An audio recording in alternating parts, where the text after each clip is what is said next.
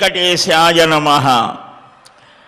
హరే రామ రామ రామ హరే హరే, హరే కృష్ణ కృష్ణ కృష్ణ హరే హరే, హరే రామ రామ రామ హరే హరే, హరే కృష్ణ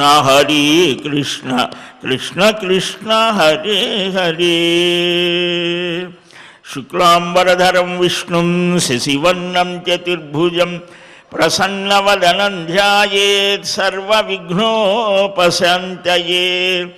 యస్యద్విరదవక్త్రాజ్యాః పారిషద్యాః పరస్యతం విఘ్నం నిఘ్నంతి సతతం విశ్వక్సేనం తమాశ్రయే. నమః శ్రీ వెంకటేశాయ నమో బ్రహ్మోదరాయ చ నమః శాంతాయ కృష్ణాయ నమస్తే అద్భుతకర్మణి అప్రాకృత శరీరాయ శ్రీనివాసాయ తే నమః.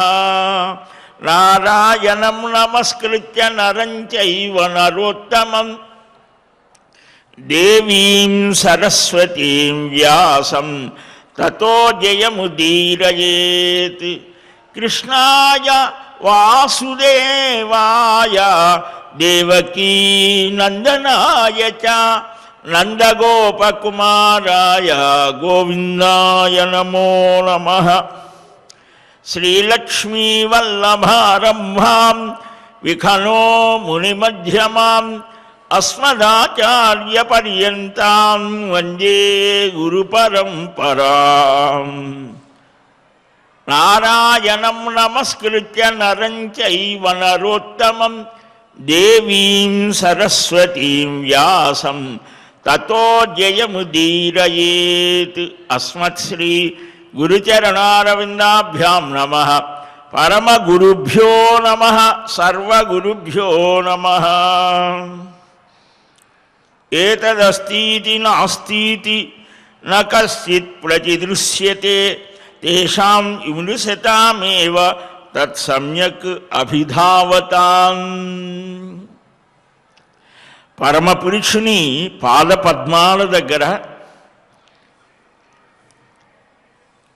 ఆ పురుషోత్తముని నిరంతరం దర్శిస్తూ భావిస్తూ ధ్యానిస్తూ కీర్తిస్తూ స్మరిస్తూ జీవితాన్ని పవిత్రం చేసుకోవాలి అని మనమంతా వెంకటాచలానికి రావటం జరుగుతోంది.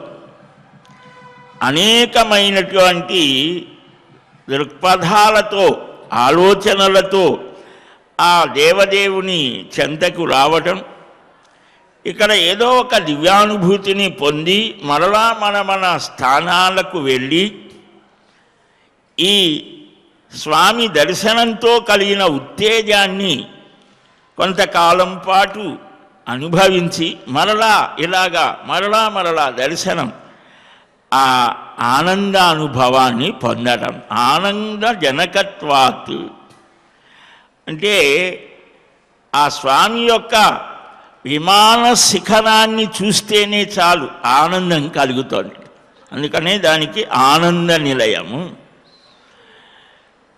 అలాంటి ఆ ఆనంద నిలయ దివ్యధాముడైనటువంటి స్వామిని నిత్య నిరతిశయమైన పరమానంద స్వరూపుడుగా ఉపనిషత్తులు వర్ణిస్తాయి. ఆ ఉపనిషత్తులు వర్ణించిన ఆ పరబ్రహ్మ, ఆ పరమానంద రూప గోవిందుడు మనకు అత్యా రూపాన్ని ధరించి చక్కగా దర్శనమిస్తూ ఉన్నాడు. అట్టి ఆ పరమాత్మ తత్వాన్ని తెలుసుకోవడం కోసమే మహానుభావులు మనకు మహర్షాలు వేదాంగములు అనుగ్రహించారు. వాటి సారమేమిటి? ఉపనిషత్తులు అనండి. ఈ ఉపనిషత్తులని శ్రవణం చేయడం ఎందుకనంటే పురాణాలలో వాటి సారం కూడా వస్తుంది. ప్రస్తుతం మనం నారద పురాణాన్ని అధ్యయనం చేస్తున్నాం, అవగాహన చేసుకునే ప్రయత్నం చేస్తున్నాం. పురాణం సర్వశాస్త్ర సముచ్చయం. దీనిలో అన్ని శాస్త్రాలకు ప్రమేయం ఉన్నది. ఒక విధంగా సర్వశాస్త్ర సమన్వయ జ్ఞానం కలిగిన వాడే పురాణ ప్రవచనం చేయాలని కూడా సంప్రదాయం. కానీ ఇటు ఆధునికులకు కానీ ప్రాచీన శాస్త్రాధ్యయనం చేసిన పండితులకు కానీ వీటి మీద ఏమున్నదిలే పురాణం అని. కానీ అలా కాదు. వాటిని ఒక్కసారి చూస్తే మనకు వాటి విషయాలు అవగతమవుతాయి. ఈ నారద పురాణంలో నారద మహర్షి సనందన మహర్షిని అనేక ప్రశ్నలు వేయటం మనం రోజు శ్రవణం చేస్తున్నాం. అధ్యాత్మ సిద్ధాంతం, అధ్యాత్మం అంటే ఏమిటి, ఆ సాధనా క్రమం ఏమిటి, ఇవన్నీ సామాన్య మానవుడి యొక్క స్థాయి నుంచి అడిగాడు. దానికి అనేక సంవాదములు లోగడ జరిగినటువంటి వాటిని కూడా వివరించడం జరిగింది. జనక మహారాజు యొక్క ఆస్థానంలో అనేకమైన ఇలాంటి చర్చలు, వాదోపవాదములు జరుగుతుండేవి అని మనకు ఉపనిషత్తుల్లో వస్తుంది, మహాభారతాది గ్రంథాల్లో వస్తాయి, దీనిలో కూడా వచ్చి. దానిలోనే కాపిలేయుడు అనేటువంటి మహానుభావుడు జనక మహారాజు ఆస్థానానికి రావడం, ఆయనకి స్వాగతం పలకడం, ఆయన దగ్గరకు వెళ్ళి మోక్ష ధర్మాన్ని, జ్ఞానాన్ని, సాంఖ్యము అనేటువంటి దాన్ని ఉపదేశంగా పొందారు. సిద్ధానాం కపిలో ముని, భగవద్గీతలో స్వామి చెప్తాడు విభూతి యోగంలో, సిద్ధులలో కపిల మహర్షిని నేనే. కపిల శబ్దం ఒక విశేషం. సరే, దాన్ని మనకు దిగగాల్ని కూడా పాదపీఠికలో కపిల తీర్థమని, ఇటీవల ఇది ఆల్వార్ తీర్థమని, ఇలాగా చక్ర తీర్థమని కూడా ఇప్పుడు మనం పిలిచే స్థానానికి సుదర్శన చక్రాలు ఉన్నాయి. ఆ కపిల తీర్థం 4 వైపులా నరసింహస్వామి ఉన్నాడు. ప్రాచీనమైనటువంటిది. అక్కడే అనేక మంది మహానుభావులు అక్కడ అన్ని తీర్థ విధులు నిర్వహించుకొని ఎక్కేటువంటి వారు అని. ఆ పైన చక్రతీర్థం, ఈ సనందన తీర్థం, గుహ, ఇవన్నీ కూడా వస్తాయి. సరే, ఈ కపిల మహర్షి యొక్క సిద్ధాంతం సాంఖ్యం. అది శేశ్వరం, నిరీశ్వరం అని కూడా మనకు దర్శన వాన్మయంలో ప్రసిద్ధిగా వస్తోంది. అంటే ఈశ్వరుణ్ణి అంగీకరించారు కొందరు, ఆయనతో పని లేదు అని కూడా, అంటే ఆ సాధనా క్రమంలో ఎలాగా అనేది కూడా ఉన్నాయి. అవంతా కూడా శాస్త్ర విషయకమైనటువంటి చర్చలు. వాటిని కూడా ఇక్కడ సామాన్యీకరించడానికి ప్రయత్నం దీంట్లో చూపించారు. సాంఖ్యం అంటే జ్ఞానము అని. ఆ జ్ఞానం ఎలాగా, అది జాతి జ్ఞానం, కర్మజ్ఞానం, సర్వజ్ఞానం, ఇవన్నీ కూడా బోధించారట. ధర్మ సంబంధం అనేది కర్మఫల ప్రాప్తి దేనికోసం చేస్తున్నామో ఆ దేహం అనేటువంటిది అశాశ్వతమైనది అని. అంటే ఎప్పుడు ఉండేది కాదు ఈ శరీరం. నదీ ప్రవాహ సదృశమని కూడా కొన్ని వాటిల్లో చెప్పడం జరుగుతుంది. అంటే నదీ ప్రవాహం, నీరు ప్రవహిస్తూ ఉంటుంది. నదిగా సత్యం, ప్రవాహం అసత్యం, అనిత్యం. అంటే ఆ నీరు ఎప్పుడు కూడా మారిపోతూ ఉంటుంది, కానీ నది ఎప్పుడూ ఉంటుంది. ఇది ఒక అలా దేహం అనేది ఇది ఎప్పుడూ ఉండదు. దీనికి ఎప్పుడైతే డేట్ ఆఫ్ బర్త్ ఉన్నదో ఈ శరీరానికి కూడా ఎక్స్పైరీ డేట్ ఉంది. అయితే ఎక్కడుందండి, మనకు టాబ్లెట్స్ మీద ఉంటుంది, కానీ మనకి శరీరంలో ఎక్కడున్నది అంటే మనకు తెలియదు. ఆ కర్మల యొక్క స్థితి వల్ల కర్మానుభవం కోసమే శరీరం. శరీరం అంటే అనుభవానికి యోగ్యమైనది. ఏ శరీరం అంటే ఏ శరీరమై, ఎన్ని శరీరాలు ఉన్నాయి, మనకు కనిపించేది ఒక్కటే. దీని లోపల సూక్ష్మ శరీరం, మళ్ళా కారణ శరీరం, ఇవేవి కాదయా అని అంటే ఈ శరీరాన్ని వదిలితే కూడా యాతనా శరీరం, దుఃఖానుభవం కోసం. అసలు శరీరమే లేదయ్యా, నువ్వు కేవలం ఆనంద స్వరూపం అనేది కూడా ఒకటి. అనేకమైన సిద్ధాంతాలు, చర్చలు, వాదాలు ఎంత వాన్మయమో అనుభవంలోకి తెచ్చుకోవడం కోసం. అందుకోసమే ఈ శరీర స్థితి వేరు, ఆత్మస్థితి వేరు, ఈ రెండు కలిపి ముడివేశారయ్యా. అందుకే నీకు జన్మ ఛిద్యంతే సర్వ సంశయా. ఈ గ్రంథి అంటే ముడి అని, ఈ ముడి ఎప్పుడైతే ఓడదీస్తావో అహం ప్రత్యయం, అహంకారంతో కూడినటువంటిది ఈ శరీరానికి జ్ఞాన సంబంధమైనటువంటి జ్ఞానస్వరూపమా, జ్ఞానానికి ఆశ్రయమా, ఆత్మ అనే దాని మీద కూడా చాలా చర్చలు ఉన్నాయి. ఇది ముడివేస్తే, దీన్ని విడదీస్తే అప్పుడే అదే శరీర స్థితిని ఎంతవరకు అంటే కొంతవరకే అని ఆ ఆత్మ అనుభవం అయితే ఇది వ్యర్థంగా ఉండిపోతుంది. అందుకనే మహానుభావులు ఈ శరీరాన్ని ఉమ్మి వేశారన్నారు. ఒక వివేకానంద స్వప్నంలో ఆయన చెన్నైలో ఒక సోదర శిష్యుడు శశి ఈ శరీరాన్ని ఉమ్మేశారన్న. అంటే ఆత్మానుభవం పొందినటువంటి వారికి ఈ శరీరం ఎలాంటిది, ఒక వస్తువు లాంటిది. అలాగనే మనకు రమణ మహర్షి దీంట్లో కూడా వస్తుంది, శరీరం కంటే నేను వేరు అనేది.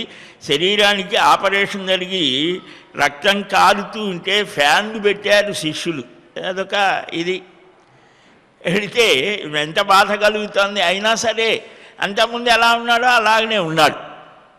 సహజంగా ప్రాక్టికల్గా మనం చూస్తే అంటే ఏంటి, దీనికి భిన్నంగా ఉన్నాననేది ఆయన చూపించాడు. మనకు ఆ అనుభవం లేదు కాబట్టి శరీరం అమ్మో ఇది పోతే మళ్ళీ అసలు ఏమిటో మనకు తెలియదు కదా.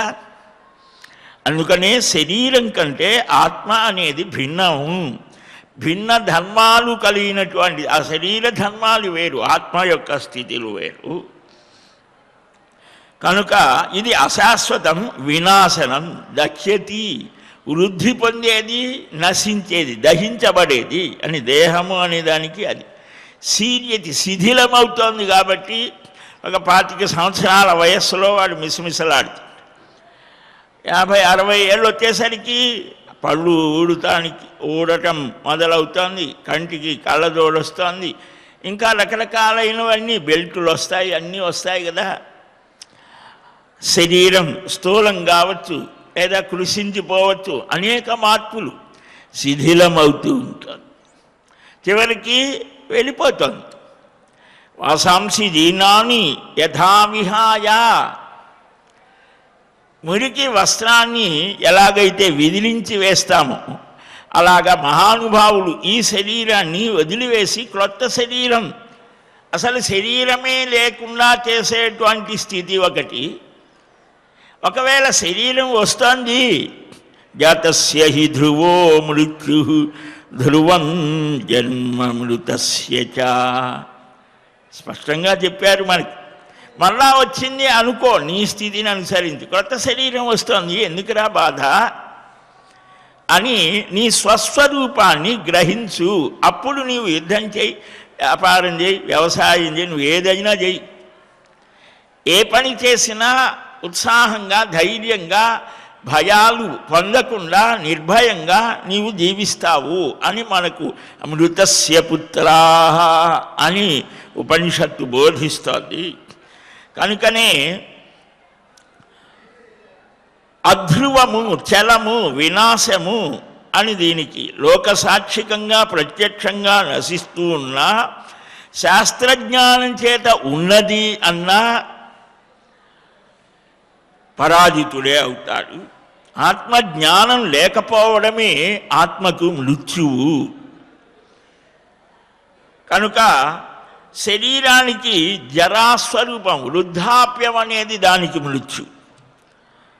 జన్మ వ్యాధి జరా విపత్తి మరణై వీటికి చాలా ఉన్నాయి కదా, అందుకనే దుఃఖాలయం అశాశ్వతం అని భగవద్గీత మనకు చెప్తారు. శరీరాన్నే ఆత్మ అనుకోవడం మోహం చేత కానీ సత్యం కాదు, సముచితము కాదు. చార్వాకులు వీరంతా కూడా చారువాక్ అన్నమైన తీయని పలుకుల చేత ఇదే ఈ లోకమే సత్యము, లోకాయతనము అంటారు. లోకమే ప్రధానం, శాశ్వతము. ఇక్కడ ఉన్నంత వరకు హాయిగా జీవించాలి, పరలోకం అనేది లేదు, ఇలాగ ఆత్మ అనేది లేదు అని వాడి ఇది అది సరైనది కాదు. ఇది ఇట్లా ఉన్న లోకంలో సంభవము కానిది. ఆత్మ అనేది అజరము, అమరము. దేహాన్ని ఇదే ఆత్మ అనుకుంటే అది రాజసభావము.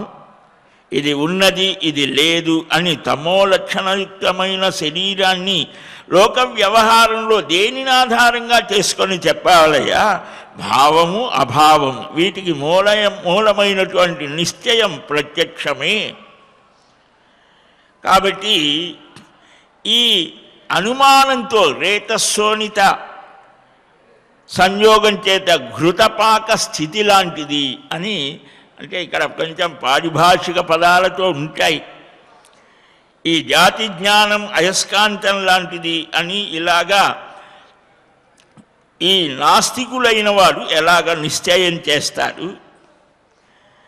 అవిద్య, కర్మ, ఆశ ఇవి పునర్జన్మకు కారణము అని చెప్తారు. ఇలాగా ఈ శరీరం నశించినా దహించినా ఇక ఉండేది కాదు, లేదు.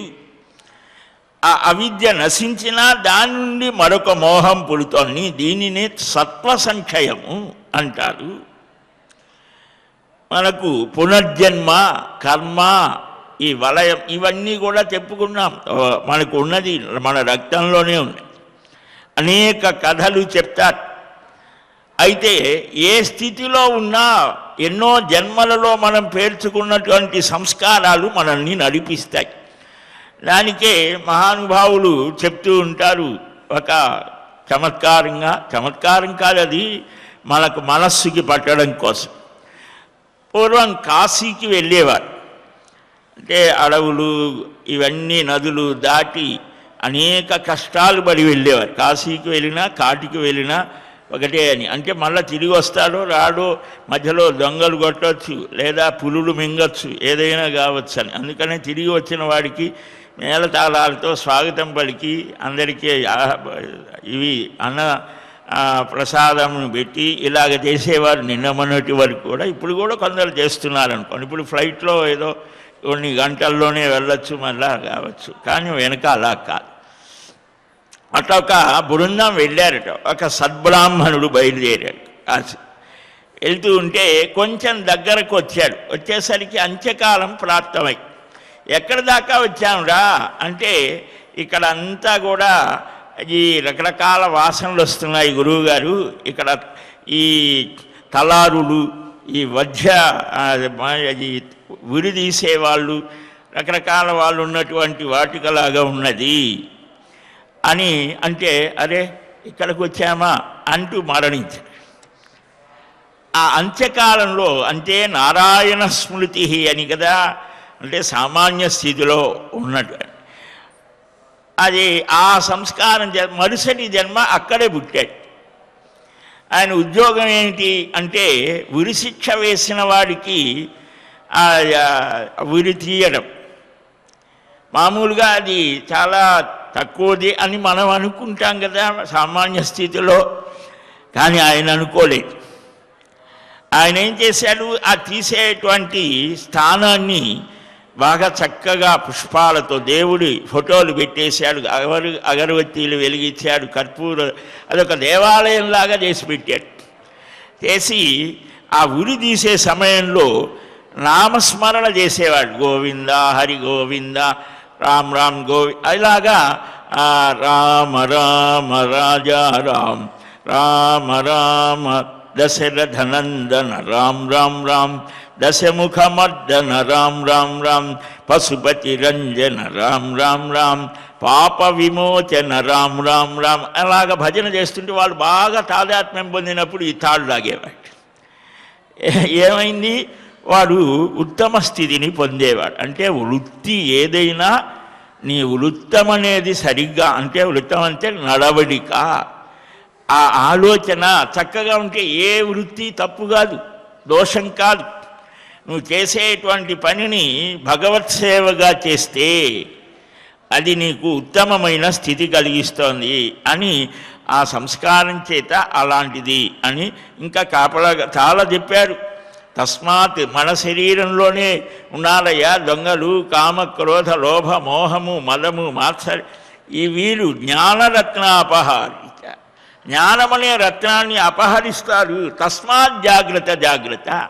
పహరాకాశ అంటే ప్రతి జాముకి ప్రతి 3 గంటలకు కూడా ఆరాహుషారు అంటే దొంగలు ఉంటారు జాగ్రత్త అని కాపలా కాసేటువంటి దాంట్లో కూడా ఇది మనకు.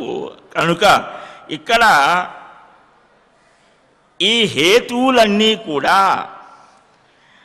ఏం చెప్తున్నాయి, శరీరం కంటే స్వరూపం చేత, జాతి చేత, శృతి చే, అర్థం చేత భిన్నమైనప్పుడు శరీరంలో ఆ ఆత్మ ఉన్నది అని ఎలాగ నిశ్చయిస్తాము. ఇలాగ నిశ్చయించకపోతే జ్ఞానము విద్యా తపస్సు, విద్యా తపోభ్యాం పూతాత్మ, విద్య చేత తపస్సు చేత పవిత్రులమై ఆ ఆత్మస్వరూపాన్ని తెలుసుకోవడం జరుగుతుంది. కనుక ఈ శరీరం అనేది నశించిన మళ్ళా ఎలా పుడుతోంది, ఈ కర్మలు తపస్సు వీటి యొక్క స్థితి ఏమిటి? కనుక ఇలాగా అనేక వ్యవహారములు వేద శబ్దములు కూడా లౌకికములే అని ఆలోచిస్తారయ్యా. ఏతదస్తీతి నాస్తీతి, ఇది ఉన్నది ఇది లేదు అని ఏ ఒక్కడు నిశ్చయించలేడు. చక్కగా జ్ఞానాన్ని అనుసరించి విమర్శించే వారికి ఒక చోట బుద్ధి నిలబడదు. శరీరం మాత్రం వృక్షంలాగా జీర్ణమైపోతుంది. చక్కగా జ్ఞానాన్ని అనుసరించి విమర్శించే వారికి ఒక చోట బుద్ధి అనేది నిలుస్తోంది. శరీరం మాత్రం నశిస్తుంది. అన్ని ప్రాణులు దుఃఖితులై మావటివాణి చేత ఏనుగు ఏ విధంగా ఆశల చేత ఆకర్షించబడుతోందో అలాగా ఆకర్షితమవుతోంది. అంటే ఏనుగుని తమ అధీనంలో ఉంచుకోవాలి అని అంటే ఇప్పుడు ఎట్లా చేస్తున్నారో తెలియదు, శాస్త్రాల్లో చెప్పడం, ఒక కర్ర ఏనుగుని తయారు చేసి ఒక చోట ఉండి ఆడు ఏనుగుని పెద్ద గొయ్యి తీసి దాని మీద అన్నీ కూడా పరచి అవతల వైపు దీన్ని తరిమితే ఆ ఆడ ఏనుగుని చూసి, కొయ్య ఏనుగుని చూసి వాంఛతో ఈ ఏనుగు అలాగ వెళితే ఆ వెళ్ళేదారిలో ఇది పడిపోతుంది కింద ఆ గుంటలోకి, పెద్ద గర్తంలోకి పడిపోతే దానికి కొద్ది కొద్దిగా ఆహారం ఇస్తూ, అంటే తన మీద ఆధారపడేట్టుగా చేసుకొని ఆ మావటివాడు ఏనుగుని స్వాధీనం చేసుకుంటాడు. అంటే అక్కడి నుంచి వీడు చెప్పినట్టే అది అంతటి బలం వీడికి ఉన్నది, ఆ మనిషికి లేదు. మనుష్యుడికి అంతటి బలం లేకపోయినా ఏమున్నది, బుద్ధి ఉన్నది. దానితో దాన్ని నియమిస్తాడు అని. అలాగనే మనుష్యుడు కూడా ఈ వ్యామోహాలకు, చర్మగత వ్యామోహానికి లొంగిపోతాడు అని మనకు ఉపమానంగా అనేక చోట్ల చెప్పడం జరుగుతుంది. కనుక అలాగా ఆశల చేత మనిషికి ఏమిటయ్యా అంటే ఆశయా బధ్యతే లోకే. ఈ ఆశ అనేది వచ్చే సంవత్సరం బాగుంటుందండి, మా పేరు మీద కలిసి వస్తుందా, ఇల్లు కడతామా, మా పిల్లలకు పెళ్లి చేస్తామా, ఆశ. వచ్చేమో క్రోధినామ సంవత్సరంలో ఉగాది పోయిన తర్వాత మీ పిల్లవాడికి పెళ్లి జరుగుతోంది అంటారు. అంటే జరగచ్చు, అది శాస్త్రం. దాని ఇది అంటే వేదాంత స్థితిలో ఏమిటి అంటే ఈ ఆశ అనేది మనుష్యుణ్ణి లొంగదీస్తోంది. దుర్యోధనుడికి వాడికి ఉన్నది, కావలసినంత ఉన్నది, ధనం ఉన్నది, అధికారం ఉన్నది, అర్ధబలం అంగబలం అన్నీ ఉన్నాయి. కానీ ధర్మరాజు రాగలేనే నేను. ధర్మరాజుకి అందరూ కూడా సాష్టాంగ దండాలు పెడుతున్నారే, ప్రేమతో పెడుతున్నారే, కొన్ని కోట్ల కానుకలు ఇచ్చారే, మనులు మాని అవన్నీ నాకే రావాలి. ఉన్నదానితో తృప్తి కాకుండా లేని దాని గురించి ఆలోచన చేసి మనస్సు పాడు చేసుకొని అనారోగ్యాన్ని తెచ్చు. దుర్యోధనుడికి అదే అయింది. అమర్షణం సహించలేకపోయాడు వాడు. ఎలాగా? వాడు శకుని తోడయ్యాడు. నీకెందుకురా యుద్ధం, ఇవన్నీ కూడా పెద్ద పెద్ద పెద్ద పనులు. నేను ఒక్కసారి ఆట వేస్తే ఆ అక్ష విద్య అనినది, దానికి కూడా అక్షలు దూరం పాచికలకు ఒక దేవతలు ఉంటారు, అధిదేవత, దాన్ని నేను స్వాధీనం దాన్ని కనుక చేస్తే మనం చెప్పినట్టే ఉంటే 5 నిమిషాల్లో అయిపోతుంది పని. ఇది బాగుంది అనుకోండి. అట్లాగే జరుగుతుంది. ఇలాగ జరిగితే అప్పుడు అదే ద్రౌపది అడుగుతోంది. మహాభారతం వనపర్వంలో ద్రౌపది, ధర్మరాజు, భీముడు, వారి సంభాషణ, వారి వాదాలు చూస్తే మనకు చాలా దగ్గరగా ఉంటుంది. మహాభారతం, వ్యాసభారతం చదవాలి. చదివితే మనకి అన్ని ప్రశ్నలు సమాధానం మన జీవితానికి సంబంధించిందే. అదేదో పుణ్యమో లేకపోతే మరొకటో అనేది పక్కన ఉంచండి. మనం ఎలాగ బ్రతకాలో తెలుస్తుంది. మనకొచ్చే సందేహాలన్నీ అడుగుతారు. ద్రౌపది అడుగుతోంది, నువ్వు ధర్మం అంటే ఇదేమిటయ్యా ఇలాగ ఉన్నావు? ఆ దుర్యోధనుడు పరమ పాపిష్టివాడు. వాడికి అసలు కనీసం అన్నగారిని అడవులకు అనేటువంటి తప్పు చేశాననేటువంటి బుద్ధి ఏ కోసైనా లేదు, బాధ లేదు. ఆ నలుగురికి తప్ప అందరూ కన్నీరు కార్చారు, ప్రజలంతా బాధపడ్డారు. మరి ఇలాంటి వాడి మీద నీవు క్షమని చూపిస్తున్నావే, ఎక్కడ సహనం చూపించాలి, ఎక్కడ క్షమని చూపించాలి? పెద్ద చర్చ ఉన్నది వనపర్వంలో. 30, 29, 30, 31 అధ్యాయాలు చూస్తే మనకు మన జీవితంలో ఎలా ఉండాలి. ఎవడైనా మనకు అన్యాయం చేస్తే వాడి మీద కోపం తెచ్చుకొని వాడిని ఏదన్నా బాధ పెట్టాలా, లేకపోతే క్షమించి వదలాలా, లేదా సహనంగా ఉండాలా? ఈ ప్రశ్నలకు అక్కడ సమాధానం ఉంటుంది. చూడండి ఒకటి. కనుక ఈ పురుషార్థాలను సారము లేని ఆశల చేత ఆస్వాదించడం, సుఖాలను కలిగించే వాటిని నశింపజేసుకోవటం జరుగుతుందయ్యా. శాశ్వతం కాని జీవితం కలిగిన ప్రాణులకు, బంధువులతో, మిత్రులతో ఏమిటి ప్రయోజనం? ఆత్మార్థం పృథివీం త్యజేతి.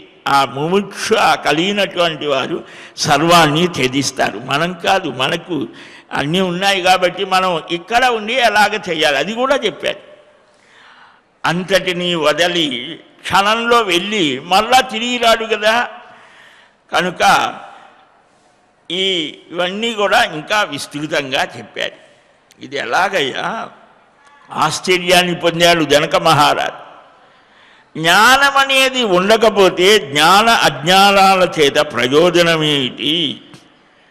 ఈ సంపద ఇవన్నీ కూడా ఎలాగా అని ఆయన ప్రశ్నించడం జరుగుతోంది. ఈ శరీరము, ఇంద్రియము, మనస్సుల సమాహారం, ఈ 3 ఒకదానిని ఒకటి ఆశ్రయించి ఉంటాయి. నీరు, ఆకారం, వాయువు, అగ్ని, భూమి 5 ధాతువులు. ఈ 5ంటిలో భావంతో నిలుస్తాయి, స్వభావంతో విడిపోతాయి అని ఈ యోగం ఎలాగ సిద్ధిస్తోంది? ఈ ఇంద్రియములు కన్ను, ముక్కు, చెవి, నాలుక, చర్మం, వీటి ద్వారా వినడం, తినడం, కనడం, చూడడం, ఈ శబ్దస్పర్శ రూపరసగంధాలు, ఈ సుఖం, దుఃఖం, అసుఖ దుఃఖం, శబ్దస్పర్శ రూపాలు, ఇవన్నీ కూడా జ్ఞాన సిద్ధి కోసం మరణ పర్యంతం ఉంటాయి అని ఈ పరము శుద్ధమైన బుద్ధి అవ్యయము మహత్తు అని అంటారు అని త్యాగం చేతనే వీటి యొక్క విషయం తెలుస్తోంది. జ్ఞానం అనేటువంటిది త్యాగే నైకే అమృతత్వమానసు న కర్మ నాన ప్రజయ అని కర్మల చేత కానీ సంతానం వల్ల కానీ, అంటే మనకు ఉత్తమ సుఖాలు స్వర్గం చెప్పారు, శాశ్వతమైన సుఖం మోక్షం అని చెప్పారు. మోక్షం అంటే ఏంటి? అదొక పెద్ద చర్చ. కనుక ఈ దుఃఖం అనేది అసలు ఎక్కడి నుంచి వచ్చింది? నేను కాను, నాది కాదు అని అనాత్మగా చూడబడేదానికి అధిష్టానం, ఆధారం, మూలమేమిటి? ఇవన్నీ కూడా చెప్పవయ్యా అనంటే, తపస్సు, యోగం వల్ల ఈ సుఖాలను అన్నిటినీ, భోగాలను, కర్మలను అన్నిటినీ త్యజిస్తే కానీ దాని స్థితి తెలియదు అని. ఇలాగా సాత్విక రాజస తామసములనే 3 వేదనలని కలిగిస్తాయి. ఈ వేదనలే సంసారంలో అన్నిటినీ ప్రహర్షం, ప్రీతి, ఆనందం, సుఖం, శాంత చిత్తత ఇలాగా అకారణంగా చిత్తంలో కలగడం సాత్విక గుణం, శాంత గుణం.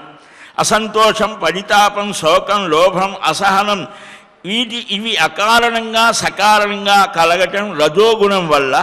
అవివేకం, మోహం, ప్రమాదం, నిద్ర, సోమరితనం ఇవి సహేతుకంగా అంటే ఏ కారణం చేత కానీ కారణాలు లేకుండా కానీ కలగటం అనేటువంటిది తమో గుణ లక్షణం. వీటి నుంచి ఎలాగ బయటపడాలి అనేటువంటిది చక్కగా ఆలోచన చేయాలి అని. ఈ సుఖ దుఃఖాల యొక్క స్థితిని విడిస్తే శృతి స్మృతి శాస్త్ర ప్రమాణం చేత జ్ఞానాన్ని సంపాదించి ఈ వృద్ధాప్యం జరా మృత్యు పాశాల నుంచి విముక్తుడై ఉత్తమ స్థితిని పొందుతాడు. ఈ పుణ్యపాపాలు నశిస్తే నిర్లేపం నిర్లింగమైనటువంటి ఆకాశం మహత్తత్వంలో దర్శించడం జరుగుతుంది అని ఇలాగ చాలా ఉపమానాలు చెప్పాడు. దుఃఖ విముక్తి ఎలాగ కలుగుతుంది. తత్వ నిశ్చయ జ్ఞానం అంటే అదే. మనకు అన్నిటినీ కూడా ఏ సుఖము అనేటువంటిది ఏదైతే ఉన్నదో అది పరిణామంలో దుఃఖాన్ని కలిగిస్తుంది. ఉదాహరణకు బాగా స్వీట్ తిన్నాం, బాగా ఉన్నది, నాలుక రుచిగా ఉన్నది అని బాగా తిన్నాం, ఏమవుతుంది? మళ్ళా ఆ మధుర పదార్థం తినేటువంటి అవకాశమే ఉండదు. కనుక ఇలాగా ప్రతిదీ కూడా పరిణామంలో అది దుఃఖాన్ని కలిగిస్తుంది. ఈ స్థితి లేకుండా ఎప్పుడూ ఆనందంగా ఉండాలంటే ఏం చెయ్యాలి? ఇలాగా ఈ స్థితిని నిస్సంగ స్థితిలో ఇది పొందవచ్చు అని చెబితే ఈ మోక్ష మార్గాన్ని పంచశిఖ మహర్షి ఉపదేశించాడు. జనక మహారాజు నాది అనేది లేదు అని ఎంత గొప్ప స్థితికి వెళ్ళాడంటే రాజ్యానికి హాని జరిగినా దానితో నాకు సంబంధం లేదు అనేటువంటి స్థితికి నిస్సంగ స్థితిని పొందాడు అని. ఇలాగా ఆపదలను కూడా దుఃఖించకనే అనుభవించి కపిలుని ఆశ్రయించిన జనకుడిలాగా ప్రతివాడు ఉత్తమ స్థితిని పొందవచ్చు అని దీంట్లో చెప్పడం జరిగింది. సహజంగా మనుష్యుడైనటువంటి వాడికి పుట్టుకతోనే దుఃఖం. తల్లి కడుపులో ఉన్నప్పుడు దుఃఖం, బయటకు వచ్చాను నీళ్లు చల్లుతారు ముఖాన, వాళ్ళు నీళ్లు చల్లినప్పుడు మనం కదలిక లేకపోతే ఏడవకపోతే వాళ్ళు బాధపడు, మనం ఏడిస్తే వాళ్ళ తల్లిదండ్రులు సంతోషం. ఏడుపుతోనే మొదలు. తర్వాత అమ్మ పెంచుతోంది, కడుపులో ఆకలి వేస్తుంటే కడుపులో నొప్పి ఏమో అని డ్రాప్స్ వేస్తుంది. కడుపులో నొప్పి వచ్చి అరిస్తే ఆకలి వేసిందేమో అన్ని అన్నం పెడుతుంది, చెప్పలేడు కదా, మాటలే, అది దుఃఖమేగా. వయస్సు వస్తుంది, వాడికి ఏమీ తెలియదు, నిప్ప ఇది పట్టుకుంటే ఏంటి పట్టుకోకపోతే ఏంటి తెలియదు. మళ్ళా ఇంకా పెరిగాడు, ఈ వ్యామోహాలు ప్రతిబంధకం అవుతాయి. ఇంకా పెరిగాడు, ఏమవుతుంది? అయ్యో పిల్లలు పెద్దవాళ్ళు అయ్యారు, వారికి ఉద్యోగం లేదు, సద్యోగం లేదు, అయ్యో మనం వీళ్ళందరినీ ఎలా పోషించాలి? వెంకటాచల మహాత్మ్యంలో జనక మహారాజు అలాగనే బాధపడితే ఆ మహానుభావుడు శతానందుల వారు వచ్చి వెంకటేశ మహాత్మ్యం చెప్పాడని భవిష్యోత్తర పురాణంలో వస్తాయి. ఇవన్నీ మనకు దగ్గరవే, మన కోసమే వచ్చినవి పురాణ వాన్మయం. అయితే అవి సమన్వయం చేసుకునేటువంటి జ్ఞానం ఆచార్యుల ద్వారా మహాత్ముల ద్వారా పొందాలి. అప్పుడు మన జీవితాన్ని ఇంకా తేజస్వంతంగా ధర్మ మార్గ స్థితిలో చక్కగా గడపగలం. అందుకనే మనకు ప్రస్థానత్రయము అని పెద్దలు, ప్రస్థానం అంటే ప్రయాణం అని 3 రకాలైనటువంటివి చెప్పారు. ఆ మూడింటికి కూడా చరమగమ్యం ఆనంద స్థితి, అదే మోక్షస్థితి. కొత్తగా ఎక్కడి నుంచి అయినా వస్తుందా ఇది? లేదా తానే ఆ ఆనంద స్థితే? దీని మీద కూడా చాలా కారణములు ఉన్నాయి. ఉపనిషత్తులు, బ్రహ్మసూత్రాలు, భగవద్గీత. ప్రస్థానత్రయం అంటే ఈ 3 అని. నేను శరీరం కాదు అని ఎలాగ చెబుతావయ్యా? ప్రత్యక్షంగా కనిపిస్తుంటే కాలికి ముళ్ళు గుచ్చుకుంది, లేదా ఇంకొకటి రోగం వచ్చింది, అయ్యో ఇలాగా అని అనుభవంలో తెలుస్తుంది కదా. అలాంటిది శరీరం ఏమి లేదు, ఇంద్రియాలు లేవు, అవి లేవు, ఇవి లేవు అంటే ఎలాగా? సందేహం. నీవి శరీరం కాదు ఆత్మ అని అంటే ఈ ఆత్మ అనే దానికి ఏమి కన్ను ముక్కు చెవి ఇవేవి లేవు. మరి ఎలాగ తెలుసుకోవటం? ఇంద్రియాలకు అందేది కాదు. మరి మనకు కనిపించేటువంటి మనకు కలిగే అనుభవాలన్నీ ఇంద్రియ సంబంధమైన అనుభవాలే. కంటితో చూస్తేనే, చెవితో వింటేనే, నాలుకతో రుచి చూస్తేనే, ముక్కుతో వాసన పీలిస్తేనే, చర్మంతో స్పృశించడం, ఆ స్పర్శ ద్వారానే మనకు అనుభవాలు కలుగుతున్నాయి. వీటికి అతీతంగా ఉన్నదంటే అది ఎలాగ అసలు? ఇదే చార్వాకుడు కూడా ప్రశ్న. అలా కాదు, ఇది కూడా ఒక అనుభవమే. అది ఎవరికి వాడే. నా కడుపులో నొప్పి వచ్చిందంటే నా అనుభవం మీకు లేదు. ఏం కడుపులో పోలా, బాగానే ఉన్నావు కదా, చక్కగా దృఢంగా ఉంటే నీకేం నొప్పి, ఏం లేదు అంటాడు ఎదుటివాడు. నా బాధ నాకు తెలుసు, నాది నా అనుభవం. ఇది కూడా అందుకనే ఈ సందేహ నివారణం కోసం శ్రవణం చేయమన్నారు. ఆత్మవారే ద్రష్టవ్యో మంతవ్యో, ఆత్మవారే ద్రష్టవ్యో శ్రోతవ్యో మంతవ్యో నిధిధ్యాసితవ్య. యాజ్ఞవల్క్య మహర్షి బృహదారణ్యకంలో గార్గి అని ఆ మహానుభావుడు భార్యకు ఉపదేశించాడు. ఇదే ఆధారం. ఉపనిషత్తుల్లో బృహదారణ్యకం, ఛాందోగ్యం, ఇలాగ ఈ ఉపనిషత్తులన్నీ కూడా మనకు సంశయ నివారణం, శ్రవణానికి అవి. వాక్యార్థ విచారణాధ్యవసాయ నివృత్తా బ్రహ్మావగతి అని ఆచార్యులు భాష్యాలలో వాటిని వివరించడానికే వచ్చాయి. అది చాలా జటిలమైనటువంటిది కనుకనే అనేక ఉపమానాలు, యుక్తులు మననం చేయాలి. శ్రవణ మనన నిధిధ్యాసనం అని అంటే ఉత్తమాధికారులు, మధ్య స్థితిలో ఉన్నవారు, మందాధికారులు అని విభాగం చేశాడు. మనం పాఠశాలలో ఏ విధంగా అయితే ఈ మంచి ఆల్ఫా బీటా డల్లర్ ఏదో పెడతారు కదా, అలాగనే సేమ్ ఇదే మనం కూడా వేదాంత శాస్త్ర విషయ అవగాహన చేసుకోవడానికి మన బుద్ధి ఏ స్థితిలో ఉన్నది దాన్ని బట్టే గ్రేడ్.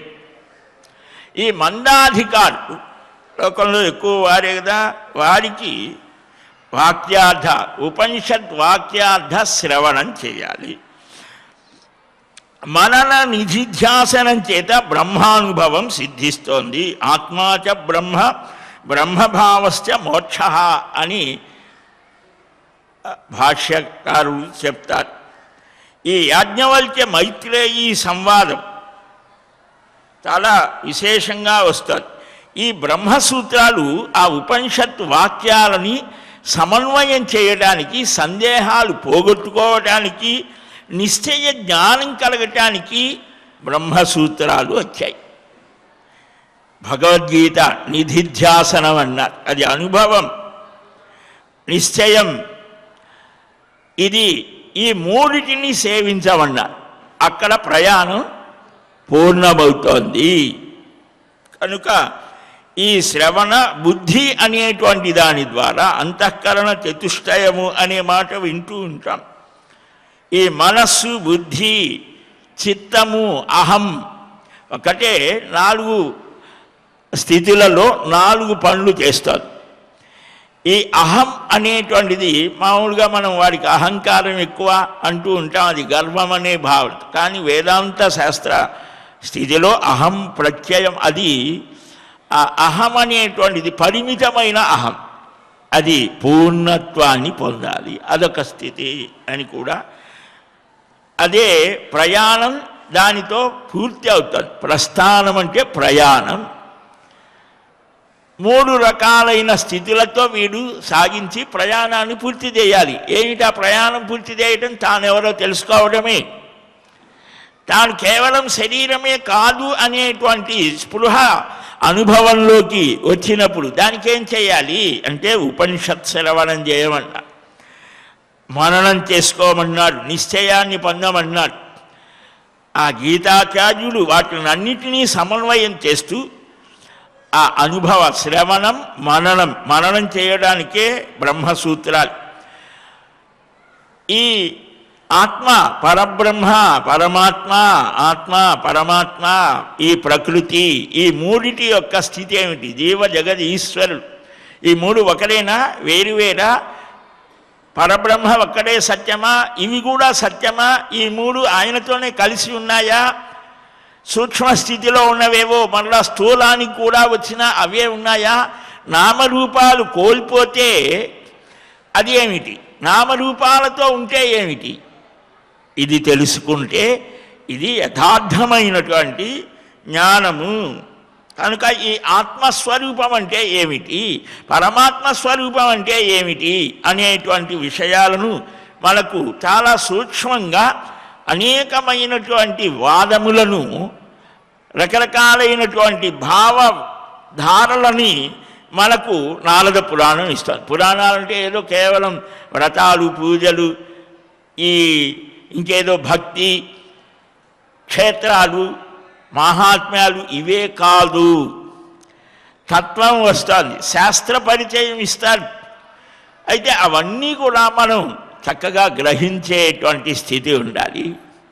నారదుడు జ్ఞాన వికాసం కోసం సనకుడి దగ్గరకు, సనందనాథుడి దగ్గరకు పోయి అక్కడ ఆయన అనేక ప్రశ్నలు వేస్తాడు. ప్రాణం అంటే ఏమిటి? ప్రాణస్య ప్రాణ, ప్రాణం కంటే కూడా పైన ఏమైనా ఉన్నదా?